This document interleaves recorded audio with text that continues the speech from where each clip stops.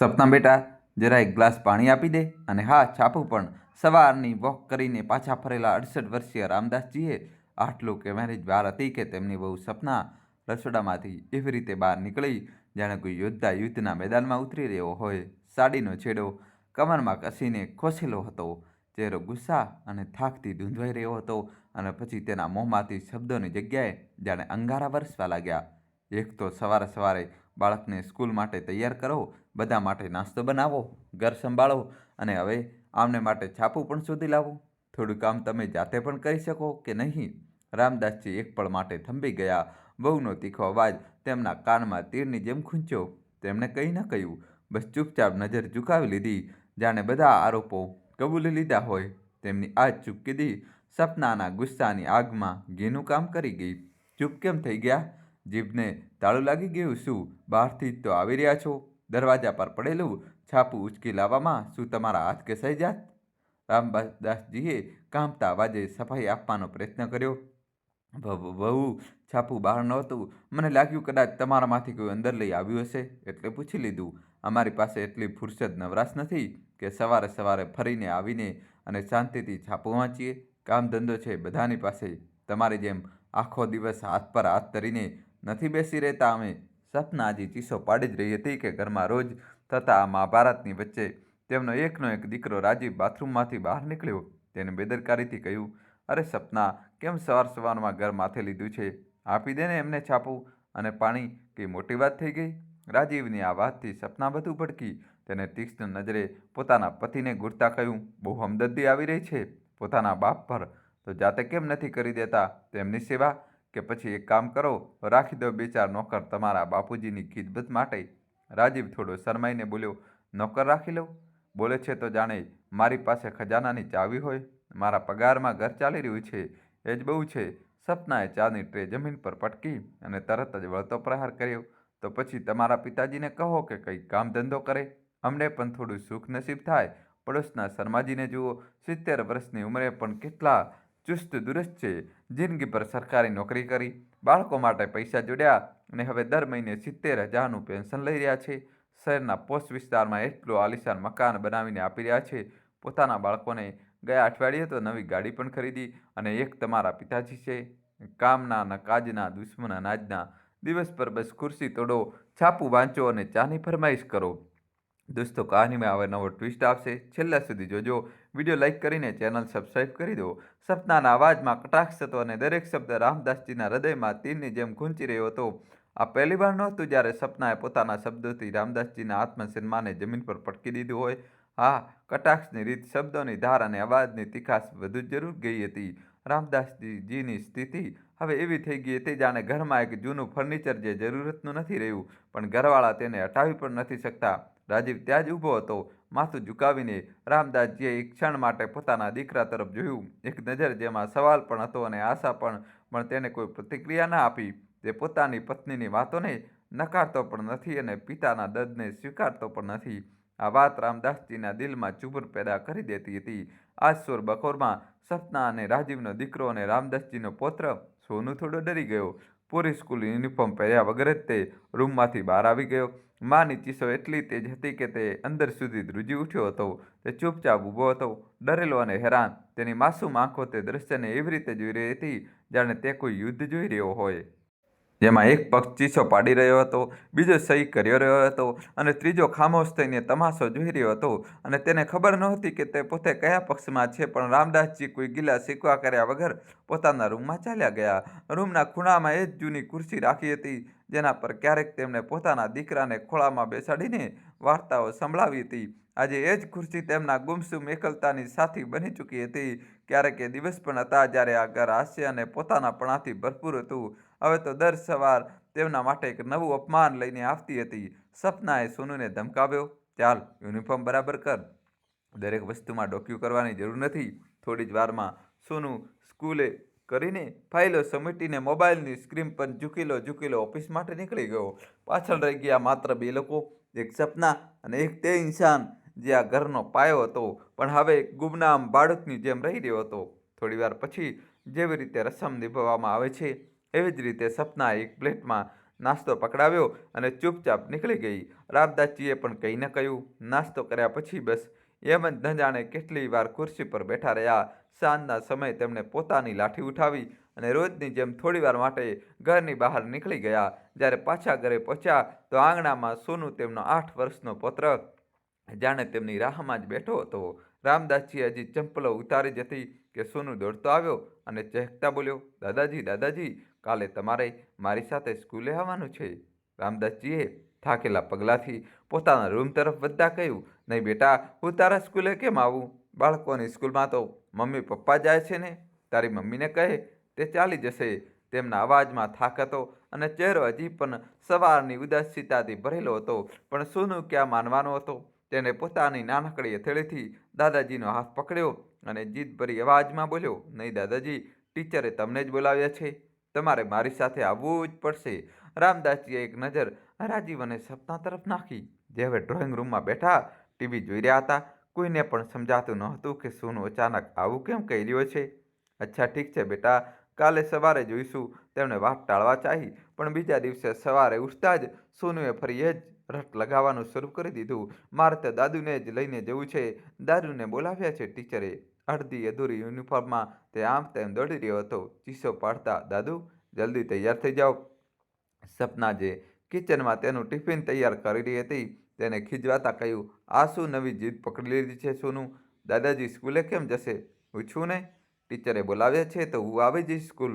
પણ સોનુએ માથું હલાવ્યું અને બોલ્યો, નહીં મમ્મી, ટીચરે દાદાજીને જ બોલાવ્યા છે. રાજીવે ધીમેથી તેને પાસે બેસાડ્યો અને પ્રેમથી પૂછ્યું, સોનુ બેટા, જણાવ તો ખરા, કેમ દાદાજીને લઈને જવું છે? મમ્મી કે હું પણ તો ચાલી શકીએ છીએ.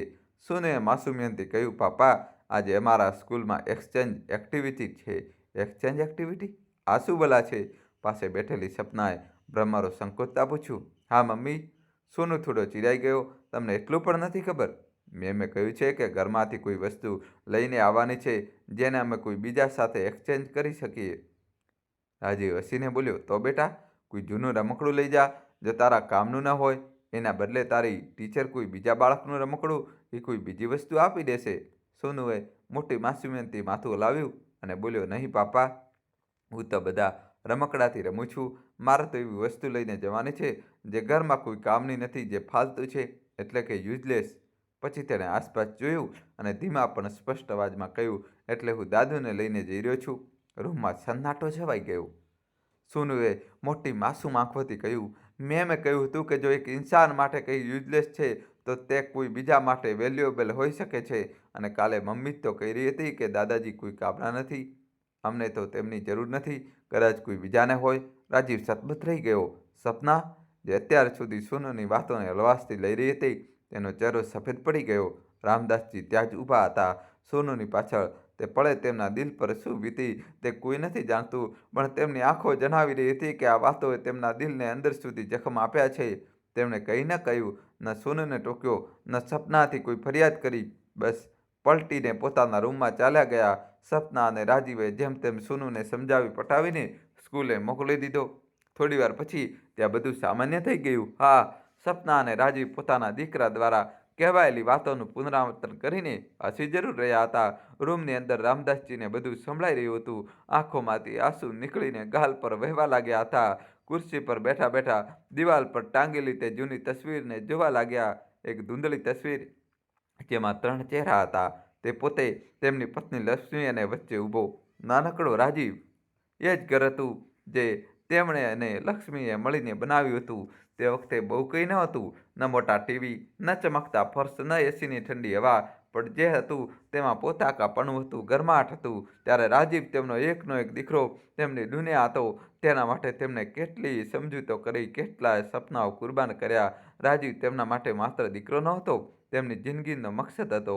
રામદાસજીની જિંદગીનો દરરોજ તે નાનકડી કિરાણાની દુકાનની આસપાસ ફરતો હતો, જે તેમણે મોહલ્લાની સાંકડી ગળીમાં શરૂ કરી હતી. દોસ્તો, કહાની છેલ્લા સુધી જોજો અને વિડીયો લાઇક કરીને ચેનલ સબસ્ક્રાઈબ કરી દો. સવારથી મોડી રાત સુધી તેઓ દુકાન પર ઊભા રહેતા. ગ્રાહકોથી હસી મજાક, હિસાબ કિતાબ અને દરેક નાની મોટી જરૂરિયાતનું ધ્યાન. લક્ષ્મી ઘર સંભાળતી અને રામદાસ દુકાન. બંનેનું એક જ સપનું હતું, રાજીવને ભણાવી ગણાવીને મોટો માણસ બનાવવો. રાજીવની દરેક નાની મોટી ખ્વાહિશ તેમના માટે બહુ માયને રાખતી હતી. તેની સ્કૂલ ફીસ, પુસ્તકો, ટ્યુશન બધું જ તેમણે પોતાની મહેનતથી પૂરું કર્યું. રાતોને જ્યારે દુકાન બંધ થતી ત્યારે રામદાસ અને લક્ષ્મી બેસીને રાજીવના ભવિષ્યના સપના ગૂંથતા. પણ લક્ષ્મીની અચાનક બીમારીએ ઘરની બધી ખુશાલી ગળી લીધી. હોસ્પિટલના બિલ, દવાઓ અને છેવટે લક્ષ્મીનું જવું. રામદાસજી તૂટી ગયા, પણ રાજીવ માટે તેમણે પોતાને સંભાળ્યા. દુકાને હવે પણ ચાલી રહી હતી અને રાજીવ કોલેજ પૂરી કરી ચૂક્યો હતો. રામદાસજીને ખાતરી હતી કે તેમનો દીકરો મોટો માણસ બનશે. પછી આવ્યો તે દિવસ જ્યારે રાજીવે તેમની સામે એક એવી વાત મૂકી જેણે તેમની દુનિયા હલાવી દીધી. રાજીવ એક સ્ટાર્ટઅપ શરૂ કરવાનું સપનું જોઈ રહ્યો હતો. પિતાજી, મને લાખો રૂપિયા જોઈએ. જો મેં આ બિઝનેસ શરૂ કરી લીધો તો આપણી જિંદગી બદલાઈ જશે, પણ આના માટે પૈસા જોઈએ. રાજીવે કહ્યું. રામદાસજીએ પોતાના દીકરાની આંખોમાં એ જ સપનું જોયું જે ક્યારેક તેમણે અને લક્ષ્મીએ જોયું હતું. કંઈક પામવાની જીદ દેખાઈ તેમને પોતાના દીકરાની આંખોમાં, અને તેના કહેવા પર જ તેમને પોતાની દુકાન, જે તેમની જિંદગીનો પાયો હતી, તેને તેમણે ગીરવી રાખી દીધી. લાખો રૂપિયાનું કરજ લીધું અને બધા પૈસા રાજીવને આપી દીધા અને તેને સફળ થવાના આશીર્વાદ આપ્યા. પણ તેમના દિલમાં એક અજાણ્યો ડર પણ હતો. રાજીવનું સ્ટાર્ટઅપ શરૂ તો થયું, પણ જલ્દી જ ડૂબી ગયું. ખોટા નિર્ણયો, અનુભવની કમી અને બજારની મંદી બધું જ તબાહ કરી દીધું. કરજ વધતું ગયું અને વ્યાજનો બોજ રામદાસજીના ખભા પર લદાઈ ગયો. રાજીવે ન તો કરજ ચૂકવવાની કોશિશ કરી, ન પોતાના પિતાની હાલત સમજવાની. રામદાસજી દિવસ રાત મહેનત કરતા, પણ કરજનો પાડ ઓછો થવાનું નામ નહોતો લેતો. દોસ્તો, કહાનીમાં હવે નવો ટ્વિસ્ટ આવશે. છેલ્લા સુધી જોજો અને વિડીયો લાઇક કરીને ચેનલ સબસ્ક્રાઈબ કરી દો. વ્યાજે મૂળ ધનને ગળી લીધું હતું અને જે દુકાનમાં એક જમાનામાં ઉધારી આપવાના રજિસ્ટર ભરેલા રહેતા હતા, તે હવે પોતે ઉધારીમાં જવા તૈયાર હતી. આખરે એક દિવસ સાહુકારને કહ્યું, હવે કાં તો પૈસા આપો, કાં તો દુકાન છોડો. અને તે દિવસે રામદાસજીએ ચૂપચાપ ચાવી સાહુકારના હાથમાં રાખી દીધી. રામદાસજી ખાલી હાથ રહી ગયા. ન દુકાન, ન પૈસા, ન ઇજ્જત. રાજીવે પછીથી એક નાની મોટી નોકરી પકડી લીધી. પછીથી તેને નોકરીમાં તરક્કી પણ મળી ગઈ. રામદાસજીએ ક્યારેક ફરિયાદ ન કરી. તે દુકાન માત્ર ઈંટ પથ્થરની નહોતી, તે તેમની જિંદગી હતી, તેમની વર્ષોની મહેનત હતી. છતાં પણ તેમણે પોતાના દીકરાને માફ કરી દીધો, અને જે દીકરા માટે તેમણે પોતાને મિટાવી દીધો, આજે એ જ દીકરાની અને તેની પત્નીની નજરોમાં તે બેકાર થઈ ગયા હતા. પાલતુ નકામા, ન જાણે શું શું કહીને બોલાવતી હતી તેમની બહુ. રામદાસજીને વિચારીને એવું લાગી રહ્યું હતું જાણે કોઈ તેમના હૃદય પર પથ્થર રાખીને કચડી રહ્યું હોય. આજ સુધી તો જેમ તેમ આ ઘરમાં પોતાનું જીવન વિતાવી લીધું હતું, પણ આજે તેમના આત્મસન્માનને ચોટ પહોંચી હતી, અને તે ચોટ હવે બરદાસ્તની બહાર હતી. તેમને બસ ઇજ્જત જોઈતી હતી, પણ ઘરની ચાર દિવાલોમાં હવે તે બચી નહોતી. તેમના મનમાં એક ઠોસ નિર્ણય જન્મ લઈ રહ્યો હતો.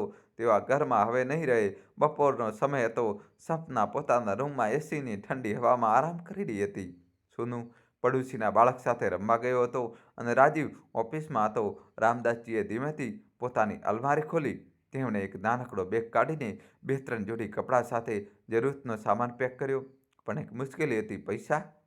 તેમની જેબ ખાલી હતી. અલમારી ખોલીને જોઈને 50-50ની 2 નોટો સિવાય કંઈ ન મળ્યું. તેમની નજર ઘરના ખૂણામાં બનેલા નાના મંદિર પર પડી. મંદિરમાં ભગવાનની મૂર્તિની સામે એક નાનકડો ડબ્બો રાખ્યો હતો, જેમાં ભગવાનને ચડાવેલા 5 અને 10 રૂપિયાના નોટ રાખ્યા હતા. રામદાસજીએ એક પળ માટે ઝીઝક અનુભવી. આ ભગવાનના પૈસા છે? તેમના મનમાં ખ્યાલ આવ્યો, પણ પછી તેમણે પોતાને સમજાવ્યા, જે ભગવાન મને આ ઘરમાં અપમાનિત થતા જોઈ રહ્યા છે, તે કદાચ મને માફ કરી દેશે. તેમણે ધીમેથી ડબ્બો ખોલ્યો અને નોટ કાઢવાનું શરૂ કર્યું. 5, 10, 20. ધીમે ધીમે ગણતા તેમના હાથમાં લગભગ 1000 રૂપિયા આવ્યા. તેમણે ભગવાનની મૂર્તિ તરફ જોયું, હાથ જોડ્યા અને ધીમા અવાજમાં કહ્યું, મને માફ કરી દેજો પ્રભુ. મેં હંમેશા તમારો ભરોસો રાખ્યો. હવે બસ એટલો સાથ આપજો કે હું મારી બાકી જિંદગી ઇજ્જતથી જીવી શકું. તેમણે મંદિરમાં માથું ટેકવ્યું, પોતાનો બેગ ખભા પર નાખ્યો અને ચૂપચાપ ઘરની બહાર નીકળી ગયા. બહાર સૂરજ ઢળી રહ્યો હતો. ક્યાં જવું છે તે તેમને નહોતું ખબર. બસ એટલું જ જાણતા હતા કે હવે તેઓ તે ઘરમાં વધુ નહીં રહી શકે, જ્યાં તેમની ઇજ્જતને દરરોજ કચડવામાં આવતી હતી. તેઓ મહોલ્લાની ગલીમાંથી ગુજર્યા, જ્યાં ક્યારેક તેમની દુકાન હતી. હવે ત્યાં એક ચમકતી બેકરી હતી, જેના કાચ પર મોટા અક્ષરોમાં લખ્યું હતું, સ્વીટ ડિલાઇટ્સ. એક પળ માટે તેમની આંખો તે જગ્યાને શોધવા લાગી, જ્યાં ક્યારેક તેમનો તખતો હતો, જ્યાં તેઓ પૂરા રોબ સાથે બેસતા હતા, પણ હવે તે જગ્યા કોઈ બીજાની હતી. તેમના દિલમાં એક ટીસ ઉઠી, પણ સાથે જ એક અજીબ જોશ પણ નહીં. તેમણે મનોમન કહ્યું, હું હજી હાર્યો નથી. તેઓ આગળ વધ્યા, એક જાણ્યા વગર કે રસ્તો તેમને ક્યાં લઈ જશે. ઘણીવાર ચાલતા ચાલતા જ્યારે તેમના પગ થાકવા લાગ્યા, ત્યારે તેઓ એક પાર્ક પાસે પહોંચ્યા. પાર્કની ઘાસ પર સૂરજની છેલ્લી કિરણો વિખરાયેલી હતી. પાર્કમાં એક ખાલી બેન્ચ જોઈ અને ચૂપચાપ જઈને બેસી ગયા. જોયું તો સામે કેટલાક બાળકો દોડાદોડી કરી રહ્યા હતા. કોઈ ઝૂલા પર ઝૂલી રહ્યું હતું તો બીજી તરફ કેટલાક બાળકો પીઠ્ઠું રમી રહ્યા હતા. તેમની બાળ સુલભ હાસ્ય અને માસૂમ શરારતો જોઈને રામદાસજીને હસવું આવી ગયું. પછી તે માસૂમ ચહેરાઓને જોઈને અનાયાસે અતીતની સ્મૃતિઓની બારીઓ ખુલી ગઈ. પોતાના દીકરા રાજીવનું બાળપણ તેમની આંખોની સામે ચલચિત્રની જેમ દેખાવા લાગ્યું. નાના નાના હાથોથી પતંગ પકડવાની જીદ કરવી, તેમના ખભા પર બેસીને સવારી કરવી, રબરના બોલથી ક્રિકેટ રમવું, દુકાનના કાઉન્ટર પર રાખેલી ટોફી ચોકલેટ ચૂપકીથી ઉઠાવીને ભાગી જવું. વિચારતા વિચારતા તેમની આંખો છલકાઈ ઉઠી. રાત ઘેરી થવા લાગી. પાર્કમાં બાળકો ધીમે ધીમે પોતાના ઘરો તરફ પાછા ફર્યા અને સન્નાટો છવાઈ ગયો. રામદાસજીએ એ જ બેન્ચ પર લેટી ગયા. જ્યારે રાજીવ રાત્રે ઘરે પાછો ફર્યો તો જેવો દરવાજો ખોલ્યો, સોનુ દોડતો તેની પાસે આવ્યો. પપ્પા, દાદુ, દાદુ ક્યાંક ચાલ્યા ગયા. રાજીવ ચોંકી ગયો. શું? ક્યારે? કોની સાથે? રાજીવ તરત અંદર દોડ્યો. રૂમની હાલત એવી જ હતી, પણ પલંગ પર કોઈ નહોતું. સપના? પિતાજી ક્યાં છે? તેને તેજ અવાજમાં પત્નીને પોકારી. સપના રૂમમાંથી નીકળી બોલી, મને શું ખબર? જ્યારે હું સાંજે ઊંઘીને ઉઠી તેના પહેલાં તે જઈ ચૂક્યા હતા. ક્યાં ગયા? કેમ ગયા? મને નથી ખબર. રાજીવનું માથું ઠનક્યું. તો તે શોધ્યા પણ નહીં? સપનાએ ખભા ઉલાળ્યા અને પછી એક બેરુખી ભર્યા લહેજામાં બોલી, અરે વધારે ટેન્શન ન લો, આવી જશે આપોઆપ. વળી ક્યાં ખજાનો હતો તેમની પાસે? ન તો લાખોનું પેન્શન આવતું હતું તેમનું અને ન જ કોઈ જરૂરત હતી તેમની અહીં. તેની વાતો સાંભળીને રાજીવ પોતાનું માથું પકડીને બેસી ગયો. રાત ઘેરી થવા લાગી. પાર્કમાં સન્નાટો છવાઈ ગયો હતો. એ બેન્ચ પર રામદાસજી લેટ્યા હતા. તેની સપાટી સખત અને ઠંડી હતી. લાકડીના ખરબચડા કિનારા તેમની પીઠમાં ખૂંચી રહ્યા હતા. તેઓ જેમ તેમ બેન્ચ પર લેટી ગયા. માથા નીચે બેગને ઓશીકું બનાવીને થોડીવારમાં નીંદરે તેમને પોતાના આલિંગનમાં લઈ લીધા. પણ નીંદર હજી પૂરી રીતે હાવી પણ નહોતી થઈ કે મચ્છરોનો હુમલો શરૂ થઈ ગયો. દોસ્તો, કહાની છેલ્લા સુધી જોજો અને વિડીયો લાઇક કરીને ચેનલ સબસ્ક્રાઈબ કરી દો. તેમના ચહેરા, હાથો અને ગરદન પર મચ્છર ભીંભવા લાગ્યા. જ્યાં મોકો મળતો ડંખ મારી લેતા. રામદાસજીએ ખીજવાઈને હાથ લાવ્યા, મચ્છરોને ભગાડવાની કોશિશ કરી, પણ તેઓ બધું જિદ્દી થઈને પાછા આવતા. આખરે તેમણે બેગમાંથી એક જૂની ચાદર કાઢી, મચ્છરોને હવામાં ઉડાડ્યા અને ચાદરને પોતાના ઉપર નાખીને ફરી લેટી ગયા. નીંદર હવે ધીમે ધીમે પાછી ફરી રહી હતી, પણ આ સુકૂન પણ વધારે વાર ન ટક્યું. અચાનક કડક અવાજે તેમની નીંદર તોડી દીધી. એ બાબુજી, ઉઠો, અહીં રાતે સૂવું મના છે. પાર્કનો ચોકીદાર, એક લાંબો ચોડો માણસ, લાઠી ઠઠડાવતો તેમની પાસે ઊભો હતો. પાર્ક રાત્રે બંધ થઈ જાય છે, તમારે અહીંથી જવું પડશે. રામદાસજીએ ધીમેથી આંખો ખોલી. ચોકીદારની ટોર્ચની રોશની તેમની આંખોમાં ખૂંચી રહી હતી. તેમણે ચાદર સમેટી, બેગ ઉઠાવી અને કહી કયા વગર બેન્ચ પરથી ઉઠી ગયા. ક્યાં જવું? તેમના મનમાં સવાલ ઉઠ્યો, પણ તેમને ચોકીદારથી કહી ન કહ્યું. તેમના પગ ભારે હતા. તેઓ પાર્કમાંથી બહાર નીકળી આવ્યા અને ગેટ પાસે જ બેસીને જેમ તેમ આખી રાત ગુજારી. બીજી સવારે જ્યારે સૂરજની પહેલી કિરણોએ આસમાનને ગુલાબી રંગથી રંગ્યું, રામદાસજીએ ફરીથી હિંમત એકઠી કરી, પોતાનો બેગ ઉઠાવ્યો અને ફરીથી નીકળી પડ્યા. પાર્કની ઠીક બહાર એક જૂની ચાની ટપરી હતી, જ્યાં સવારમાં કેટલાક લોકો ચાની ચૂસ્કીઓ સાથે દિવસની શરૂઆત કરી રહ્યા હતા. ચાવાળો એક આધેડ ઉંમરનો માણસ મોટા પ્રેમથી આસપાસ ઊભેલા લોકોને ચા બનાવીને પીવડાવી રહ્યો હતો. રામદાસજીને જોતા જ તેને મુસ્કરાઈને કહ્યું, અરે બાબુજી, આવો લો, ચા પી લો, ગરમા ગરમ બનાવી છે. રામદાસજીએ હળવી મુસ્કાન આપી અને ચાનો ગ્લાસ થામી લીધો. તેઓ ટપરીના કિનારે બેસી ગયા. પાસે પડેલું અખબાર તેમની નજરમાં આવ્યું. તેમણે તેને ઉઠાવ્યું ત્યારે તેમની નજર અખબારમાં એક નાનકડા કોલમ પર પડી. લખ્યું જ કંઈક એવું હતું કે તે વાંચીને હક્કાબક્કા રહી ગયા. ભાડેથી પિતા જોઈએ, ઉંમર 65 થી 70 વર્ષની વચ્ચે. જલ્દી છે જલ્દી, આ નંબર પર સંપર્ક કરો. રામદાસજીનો હાથ રોકાઈ ગયો. પહેલાં તો તેમના હોઠો પર હળવું હાસ્ય આવી ગયું. ભાડેથી પિતા? આ દુનિયા હવે પાગલપનની હદ સુધી પહોંચી ગઈ છે. ચાવાળાએ તેમનું હાસ્ય જોઈને પૂછ્યું, શું વાત છે બાબુજી? અખબારમાં કોઈ જોક વાંચી લીધો કે શું? રામદાસજીએ હળવેથી માથું હલાવ્યું અને બોલ્યા, અરે નહીં ભાઈ, કોઈ ભાડેથી બાપ શોધી રહ્યું છે. આ કેવી બકવાસ છે? ચાવાળાએ ખભા ઉલાડ્યા અને હસતા કહ્યું, અરે બાબુજી, આજકાલ બધું વેચાય છે, રિશ્તા નાતા બધું જ. તે ફરી ચા બનાવવામાં લાગી ગયો. રામદાસજીનું મન હવે તે જાહેરાતમાં ગૂંચવાઈ ગયું હતું. તેઓ વિચારમાં પડી ગયા. ભાડેથી પિતા? આ વિચાર જે પહેલાં પાગલપન લાગ્યો હતો, હવે તેમના દિમાગમાં ઊંડે ઉતરી રહ્યો હતો. દોસ્તો, કહાની છેલ્લા સુધી જોજો. કહાનીમાં દોસ્તો હવે નવો ટ્વિસ્ટ આવશે. જલ્દીથી દોસ્તો ચેનલ સબસ્ક્રાઈબ. તેમણે ચાનો છેલ્લો ગુણ પીધો અને ઘણીવાર તે જાહેરાતમાં લખેલા શબ્દોને ઘૂંટતા રહ્યા. પછી ચૂપચાપ જેબમાંથી રૂમાલ કાઢ્યો, માથાનો પસીનો લૂછ્યો અને બોલ્યા, બેટા, એકવાર તારો ફોન આપજે જરા. ચાવાળો થોડી હેરાનીથી બોલ્યો, ફોન? હા બાબુજી, લો. તેમણે કાંપતા હાથોથી નંબર મિલાવ્યો. દિલની ધડકન જાણે કોઈ અણસુલ્યા મોડ પર દોડી રહી હતી. કેટલાક સેકન્ડની ઘંટી પછી કોલ ઉઠાવવામાં આવ્યો. હેલો. એક યુવાનનો અવાજ હતો. હેલો બેટા, મેં આજે અખબારમાં તમારું વિજ્ઞાપન જોયું. તમે પિતાની જરૂરિયાત જણાવી છે. થોડીવાર ખામોશી છવાઈ. પછી બીજી તરફથી અવાજ આવ્યો, જી હા, આપ કોણ? નામ છે રામદાસ, ઉંમર 68 વર્ષ. હજી નકામો તો નથી થયો, બસ ઘરમાં નકામો જાહેર કરી દેવાયો છું. થોડીક સેકન્ડો સુધી ફોનની પહેલે પાર શાંતિ રહી. પછી છોકરાના અવાજમાં થોડો સંતોષ ભળ્યો. તમે આવી શકો છો અંકલ, આપણે સામસામે વાત કરી શકીએ. સરનામું જણાવ બેટા, હમણાં જ નીકળું છું. રાઘવે ફરીદાબાદનું સરનામું જણાવ્યું. તે રામદાસજીના શહેર પલવલથી નજીક જ હતું. અંતર લગભગ 1 કલાકનું હતું. રામદાસજીએ આકાશ તરફ જોયું, ભગવાનને યાદ કરીને હાથ જોડ્યા. પછી ઊભા થયા અને બસ સ્ટેન્ડ તરફ ચાલવા લાગ્યા. બસની બારીમાંથી બહાર જોતા રામદાસજીને તે બધું યાદ આવી રહ્યું હતું જેને તેઓ પાછળ છોડી આવ્યા હતા. પોતાનું ઘર, દીકરો, વહુ અને માસૂમ પૌત્ર. પણ હવે તેમણે પોતાના મનને સમજાવીને આગળ વધવાનું નક્કી કરી લીધું હતું. 1 કલાક પછી બસ ફરીદાબાદ શહેરના બસ ડેપો પર ઊભી રહી. રામદાસજીએ બેગ ઉઠાવી અને બહાર નીકળ્યા. રાઘવ પહેલેથી જ ત્યાં ઊભો હતો. વાદળી શર્ટ, કાળા ટ્રાઉઝરમાં, હાથમાં એક ગુલાબી ફાઇલ અને આંખોમાં એક વિચિત્ર આશા. અંકલ? રાઘવે ખચકાટ સાથે પૂછ્યું. હા બેટા, હું રામદાસ. બંને એકબીજાને પહેલી વાર જોયા. એક તે હતો જેને પિતાની જરૂર હતી ને બીજો હતો તે કે જેને દીકરાની. રાઘવે તેમને નજીકમાં એક કેફેમાં બેસાડ્યા. વાતચીત શરૂ થઈ. અંકલ, હું જાણું છું કે આ થોડું વિચિત્ર છે, પણ મારી પાસે બીજો કોઈ રસ્તો નહોતો. રામદાસજીએ ઊંડી નજરે રાઘવને જોયો અને બોલ્યા, બેટા, મેં જિંદગીમાં ઘણું જોયું છે, પણ આ ભાડેથી પિતાવાળી વાત મારા ગળે નથી ઉતરતી. સ્પષ્ટ રીતે જણાવ, શું મામલો છે? રાઘવે પોતાની વાત કહેવાની શરૂઆત કરી. અંકલ, હું અનાથ છું. મારા માતા પિતા બાળપણમાં જ એક અકસ્માતમાં ગુજરી ગયા. હું અનાથ આશ્રમમાં ઉછર્યો, સ્કોલરશિપ ભણ્યો અને આજે એક મલ્ટીનેશનલ કંપનીમાં સારી નોકરી કરું છું. પગાર સારો છે, જિંદગી સેટ છે. તેની વાતમાં એક અવરોધ આવ્યો, પણ મારી પાસે પરિવાર નથી. રામદાસજીની આંખો સંકોચાઈ ગઈ. તો આ જાહેરાત કેમ? રાઘવે નજર ઝુકાવી અને બોલ્યો, હું એક છોકરીને પ્રેમ કરું છું.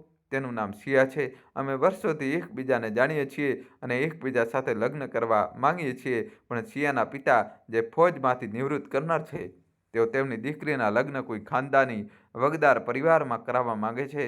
તેમના માટે પૈસા, નોકરી એટલો માયને નથી રાખતા જેટલો કે માતા પિતા અને ખાનદાન. અને મારી પાસે તો કશું જ નથી. રામદાસજી સતબદ્ધ રહી ગયા. તો તું ચાહે છે કે હું? રાઘવની આંખો ભરાઈ આવી. હું શિયા સાથે લગ્ન કરવા માંગુ છું. તે પણ મને પ્રેમ કરે છે, પણ તેના પિતા માનશે નહીં. તેથી હું ચાહું છું કે તમે મારા પિતા બનીને શિયાના પરિવારને મળો. બસ એકવાર તેમના સામે મારા પરિવારની ભૂમિકા ભજવો. હું જાણું છું કે આ યોગ્ય નથી, પણ મારી પાસે બીજો કોઈ રસ્તો નથી. હું તમને આના માટે 10,000 એડવાન્સ આપીશ.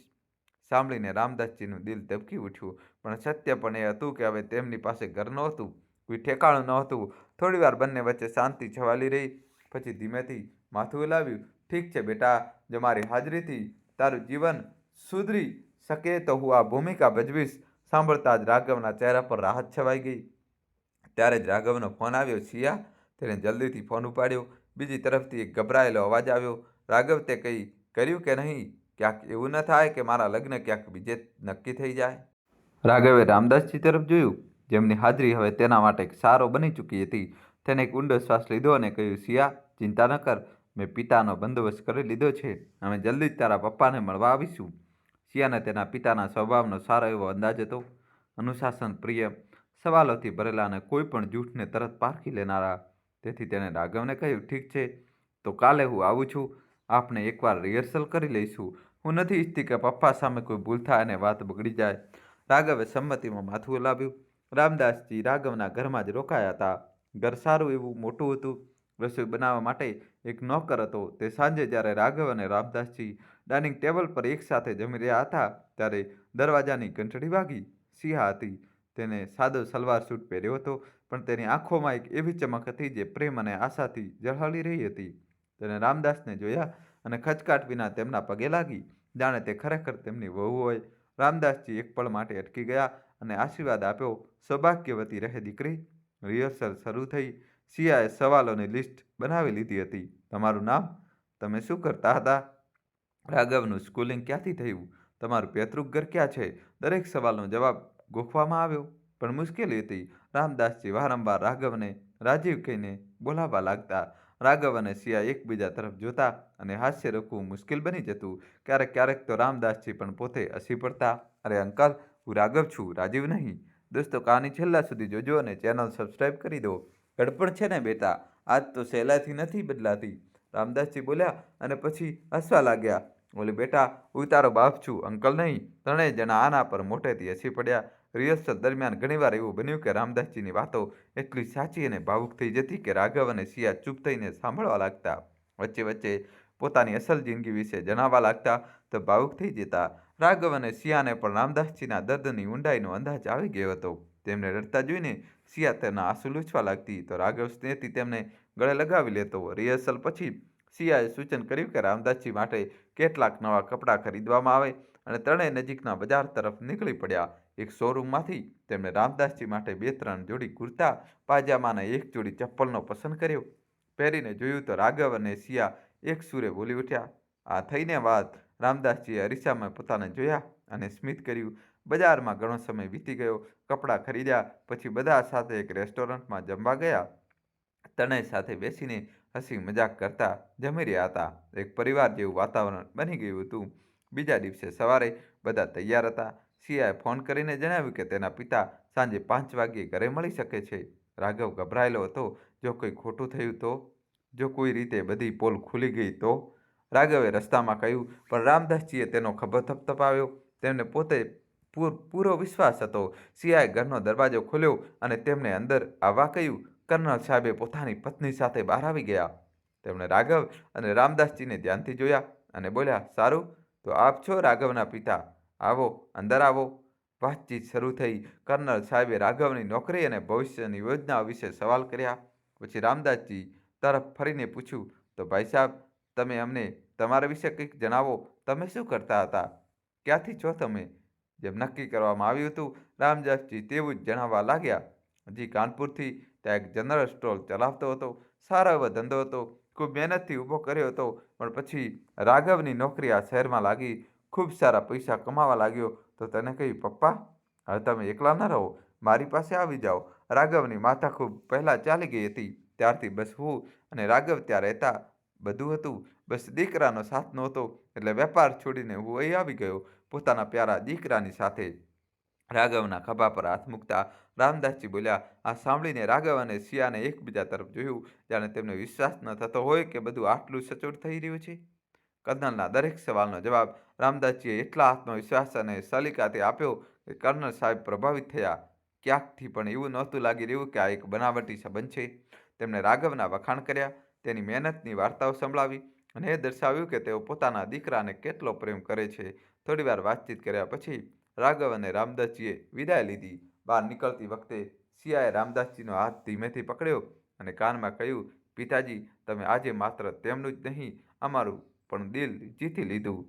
રામદાસજીની આંખો ભીની હતી. તે હવે અભિનય નહોતા કરી રહ્યા. તે પોતાને એક પિતાના સ્થાને જોઈ રહ્યા હતા, જે પોતાના દીકરાની સાથે ઊભો હતો. તેમના ગયા પછી કર્નલ સાહેબે સિયા તરફ જોયું અને બોલ્યા, દીકરી, તારો નિર્ણય શું છે? પપ્પા, મને રાઘવ અને તેમના પિતા પર પૂરો ભરોસો છે. સિયા બોલી. સિયાની માતાને પણ રાઘવ પસંદ આવ્યો. થોડીવાર પછી તેમણે રામદાસજીને ફોન કરીને સંબંધ માટે હા કરી દીધી. સિયા અને રાઘવને એવું લાગી રહ્યું હતું કે જાણે તેમણે જીવનની સૌથી કઠિન જંગ જીતી લીધી હોય. પણ આ તો ફક્ત પહેલી બાજી હતી. અસલી પરીક્ષા તો હજી બાકી હતી. લગ્ન. 1 મહિના પછીની તારીખ નક્કી થઈ. લગ્નની તૈયારીઓ પૂરજોશમાં ચાલી રહી હતી. રાઘવ અને સિયાએ ઇવેન્ટ ઓર્ગેનાઇઝરની મદદથી વરઘોડિયાનો બંદોબસ્ત પણ કરી લીધો. દોસ્તો, કહાની છેલ્લા સુધી જોજો. હવે નવો ટ્વિસ્ટ આવશે. જલ્દીથી દોસ્તો તમારા ભાઈ માટે વિડીયો લાઈક કરીને ચેનલ સબસ્ક્રાઈબ કરી દો. પણ લગ્નના 2 અઠવાડિયા પહેલાં એક રાત્રે રામદાસજીને ખૂબ થાક અને કમજોરી અનુભવવા લાગી. વિચાર્યું હતું કે થોડો આરામ કરીશું, પરંતુ રાત્રે અચાનક તબિયત બગડવા લાગી. પહેલાં હળવો તાવ અને પછી ઉલટીઓ. રાઘવે જરા પણ મોડું ન કર્યું અને તેમને પોતાની ગાડીમાં બેસાડ્યા અને તરત જ નજીકની હોસ્પિટલ તરફ દોડ્યો. ઇમરજન્સીમાં દાખલ કરતી વખતે તેનો ચહેરો પીળો પડી ગયો હતો. ડૉક્ટરે ચેકઅપ કર્યું, દવાઓ આપી અને થોડીવારમાં હાલત સુધરવા લાગી. રાઘવ આખી રાત તેમના માથા પાસે બેઠો રહ્યો. બીજા દિવસે સવારે જ્યારે રામદાસજીની હાલત સ્થિર થઈ ગઈ, ડૉક્ટરે તેમને ઘરે જવાની પરવાનગી આપી. ડૉક્ટરે ખાવા પીવાનું ખાસ ધ્યાન રાખવાનું કહ્યું. રાઘવે માથું હલાવ્યું અને રામદાસજીને ટેકો આપીને ઘરે લાવ્યો. ઘરે પહોંચીને પણ રાઘવે તેમની સંભાળ રાખવામાં કોઈ કસર છોડી નહીં. થોડી વાર પછી તે તેમના માટે કંઈક ને કંઈક બનાવી લાવતો, ક્યારેક ગરમ સૂપ, ક્યારેક ખીચડી. રામદાસજીને પોતાના હાથે ખવડાવતો, જાણે કોઈ દીકરો પોતાના પિતાની સેવા કરતો હોય. તે દિવસે બપોરે સિયા રામદાસજીના ખબરઅંતર પૂછવા આવી. તે રાઘવ તરફ જોઈને બોલ્યા, રાઘવ તો આખી રાત હોસ્પિટલમાં મારા માથા પાસે બેઠો રહ્યો, એક પળ માટે પણ ન હટ્યો. મેં ક્યારેય વિચાર્યું ન હતું કે કોઈ મને આટલું પોતાનું લાગશે. ત્યારે રાઘવે મજાકમાં કહ્યું, અરે અંકલજી, તમે ઠીક થશો તો જ તો અમારા લગ્ન થઈ શકશે. તેની વાત પર ત્રણેય હસી પડ્યા. અજાણતામાં જ 3 અજાણ્યા લોકો એક પરિવાર બની ગયા હતા. રામદાસજીની તબિયત ધીમે ધીમે સુધરવા લાગી. લગ્નની તૈયારીઓ ફરીથી ગતિ પકડવા લાગી. આખરે તે દિવસ આવી જ ગયો જેની રાઘવ, સિયા અને રામદાસજી આતુરતાથી રાહ જોઈ રહ્યા હતા. લગ્નનો દિવસ બધું બરાબર ચાલી રહ્યું હતું, પણ કદાચ દરેક કહાણીએ પોતાની અગ્નિ પરીક્ષામાંથી પસાર થવું પડે છે. જયમાળાથી થોડીવાર પહેલાં છોકરીવાળા તરફના એક સજ્જન જે પલવલથી જતા અચાનક રામદાસજી તરફ જોવા લાગ્યા અને વારંવાર આંખો પટપટાવીને તેમની તરફ જોતા રહ્યા, જાણે કોઈ ભૂલાઈ ગયેલી તસવીરમાં મનમાં ઉભરી રહી હોય. અચાનક તેમણે બાજુમાં ઊભેલા કર્નલ રઘુવીરસિંહને કહ્યું, શું તમે જાણો છો આ વડીલ કોણ છે? કર્નલ કહ્યું, અરે મિશ્રાજી, આજ તો છે રામદાસજી. રાઘવના પિતા કાનપુરમાં રહેતા હતા. પહેલાં જનરલ સ્ટોર સાંભળતા હતા, હવે રાઘવની સાથે જ રહે છે. સાંભળીને મિશ્રાજી આશ્ચર્યચકિત થઈ ગયા અને ધીમેથી કહ્યું, બિલકુલ નહીં. જે વૃદ્ધ માણસ વરરાજાના પિતા બનીને અહીં બેઠા છે તેને હું સારી રીતે ઓળખું છું. તે કાનપુરમાં નહીં, પલવલમાં રહે છે. તે કોઈ જનરલ સ્ટોરવાળા નથી. તેમની ક્યારેક એક નાનકડી કરિયાણાની દુકાન હતી, હવે તો તે પણ નથી. ઘણા વર્ષો પહેલાંની ઓળખાણ છે મારી. તેમના દીકરાનું નામ તો રાજીવ છે અને તે પરિણીત છે. શું તમે મજાક તો નથી કરી રહ્યા?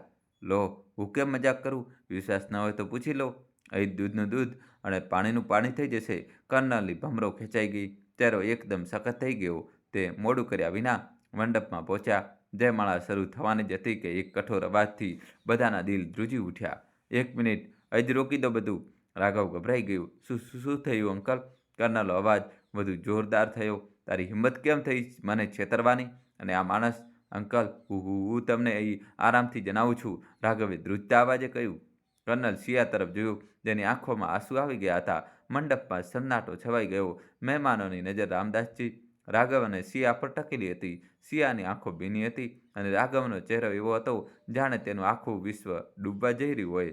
લગ્ન જે થોડી જ પળો પહેલાં ખુશીઓનો ઉત્સવ હતા, હવે રદ થવાના આરે હતા. રામદાસજીની કબૂલાત અને લાગણીની તાકાતર રામદાસજીએ એક ઊંડો શ્વાસ લીધો. તેમનું મન ઈચ્છતું હતું કે તેઓ ત્યાંથી ભાગી જાય, પણ તેમની આંખોમાં રાઘવ અને સિયાનો રડમસ ચહેરો વારંવાર ઉભરી રહ્યો હતો. તે આગળ આવ્યા અને કર્નલ સાહેબ તરફ જોતા શાંત છતાં દૃઢ સ્વરમાં બોલ્યા, કર્નલ સાહેબ, મને એક મોકો આપો, હું બધું સાચું કહું છું. કર્નલ સાહેબે ગુસ્સાથી કહ્યું, સત્ય? હવે શું સત્ય બાકી રહ્યું છે? તમે અમને છેતર્યા, મારી દીકરીના ભવિષ્ય સાથે રમત કરી. રામદાસજીએ માથું ઝુકાવ્યું, પણ તેમના અવાજમાં એક અજીબ શક્તિ હતી. ભાઈ સાહેબ, મેં છેતરા નથી. મેં માત્ર એક સંબંધને બચાવવાનો પ્રયાસ કર્યો.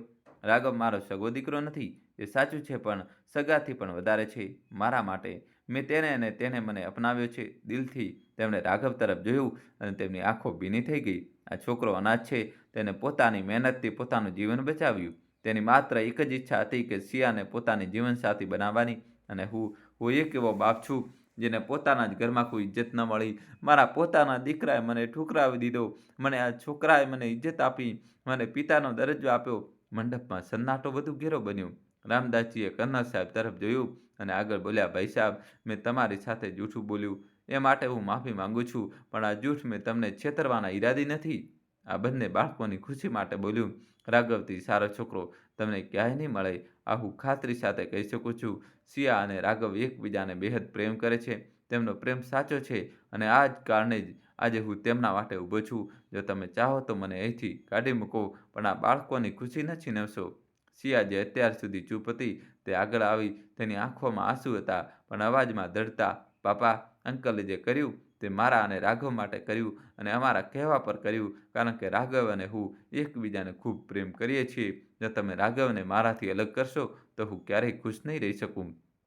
કર્નલ સાહેબનો ચહેરો હજી પણ ગુસ્સાથી સખત હતો, પણ તેમનું દિલ હવે પીઘળી રહ્યું હતું. શિયાની માએ ધીમેથી તેમનો હાથ પકડ્યો અને બોલી, જુઓ રામ, ભાઈ સાહેબની વાતોની સચ્ચાઈ છે અને શિયા આપણી દીકરીની ખુશી જ તો આપણું જીવન છે. કર્નલ સાહેબ ઘણીવાર સુધી એમ જ ઊભા રહ્યા, પછી એક નિર્ણય લઈને અચાનક ઊભા થયા અને બોલ્યા. દોસ્તો, કહાનીમાં અવાનવો ટ્વિસ્ટ આવશે, છેલ્લા સુધી જોજો અને વિડીયો લાઇક કરીને ચેનલ સબસ્ક્રાઈબ કરી દો. રામદાસજી, તમે જે કર્યું તે ખોટું હતું, પણ તમારી વાતો અને આ બાળકોના પ્રેમે મને વિચારવા મજબૂર કરી દીધો છે. હું શિયાની ખુશી માટે હા કહું છું, પણ આ મારી છેલ્લી ચેતવણી છે. આગળ કોઈ જૂઠ નહીં. મંડપમાં ખુશીની લહેર દોડી ગઈ. શિયાએ પોતાની માને ગળે લગાવી અને રાઘવે રામદાસજી તરફ ખુશીથી જોયું અને તેમની આંખો ભીની હતી, પણ ચહેરો ગર્વ અને સંતોષથી ચમકી રહ્યો હતો. જયમાળાની વિધિ ફરી શરૂ થઈ અને લગ્ન ખૂબ જ ધામધૂમ અને હસી ખુશીથી સંપન્ન થયા. રામદાસજીનું જવું અને પાછા ફરવું. લગ્ન પછી શિયા રાઘવની દુલ્હન બનીને તેના ઘરમાં આવી ગઈ.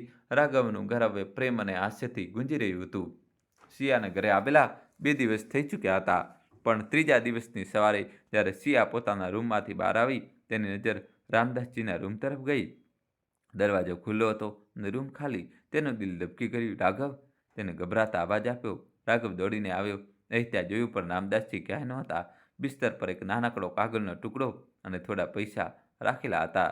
રાઘવે ધ્રુજતા હાથે કાગળ ઉઠાવ્યો અને વાંચ્યો.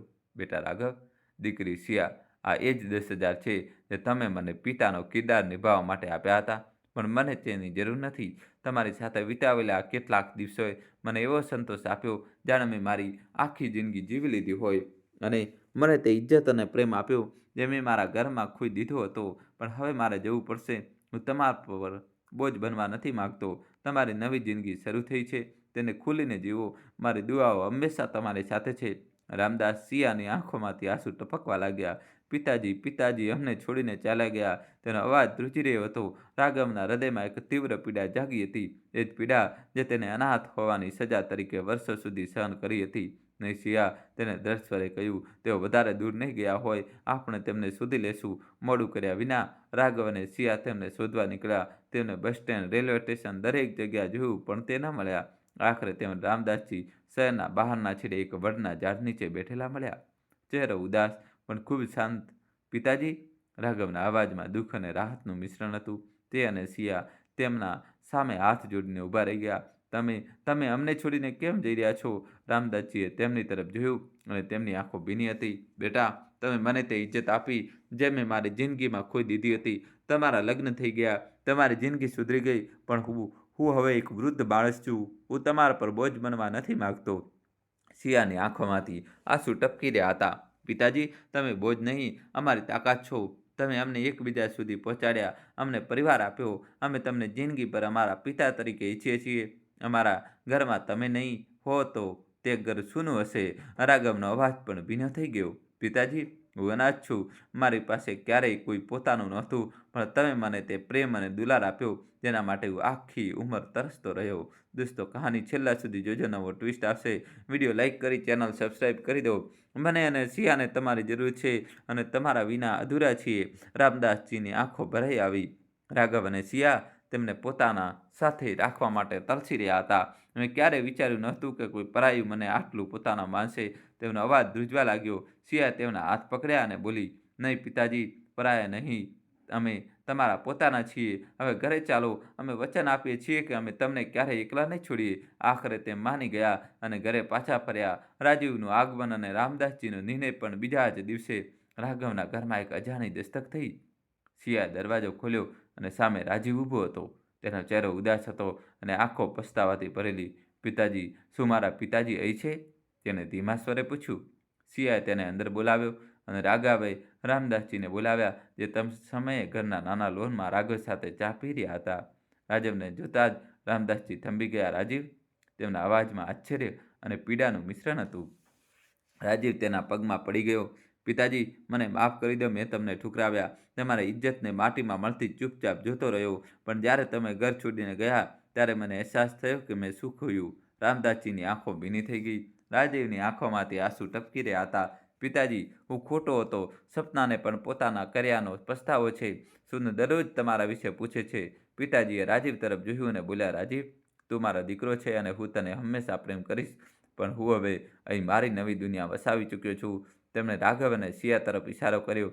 આ બંને બાળકો મારું ખૂબ ધ્યાન રાખે છે. તેમણે મને પ્રેમ આપ્યો, ઇજ્જત આપી. હું તેમના વિના અધૂરો છું. રાજીવે ફરીથી મનાવવાની કોશિશ કરી. જુઓ પિતાજી, હું તમારી દરેક વાત માનીશ, પણ પ્લીઝ તમે ઘરે ચાલો. પણ રામદાસજીએ માથું હલાવ્યું. નહીં રાજીવ, બેટા, હવે મારો નિર્ણય નહીં બદલાય. પણ હા, હું સોનુને મળવા જરૂર આવીશ અને હંમેશા આવતો રહીશ. પણ મારું ઘર હવે આ જ છે. હું નારાજ નથી બેટા, બસ પાછો જવા નથી માગતો ત્યાં જ્યાં મારી જરૂર નથી. હવે જ્યાં સન્માન મળ્યું છે, છેલ્લો શ્વાસ પણ ત્યાં જ લઈશ. સચ છે તો દોસ્તો, વડીલોની સૌથી મોટી જરૂર પૈસા નહીં, ઇજ્જત અને પોતાનાપણું છે. તો દોસ્તો, રામદાસજીએ જે નિર્ણય લીધો, શું તે સાચો હતો? કમેન્ટ કરીને જરૂર જણાવો. અને એ પણ જણાવો કે તમે અમારી વાર્તાઓ ભારતના કયા શહેરથી સાંભળી રહ્યા છો. કોમેન્ટમાં તમારું ગામનું નામ, શહેરનું નામ તો લખવું જ પડશે દોસ્તો. વિડીયો લાઇક કરીને તમારા ભાઈની ચેનલને દોસ્તો સબસ્ક્રાઈબ કરી દો જલ્દીથી જલ્દી દોસ્તો. ખૂબ ખૂબ આભાર, ધન્યવાદ આખી કહાની સાંભળવા બદલ. ચેનલને સબસ્ક્રાઈબ કરી દો મિત્રો.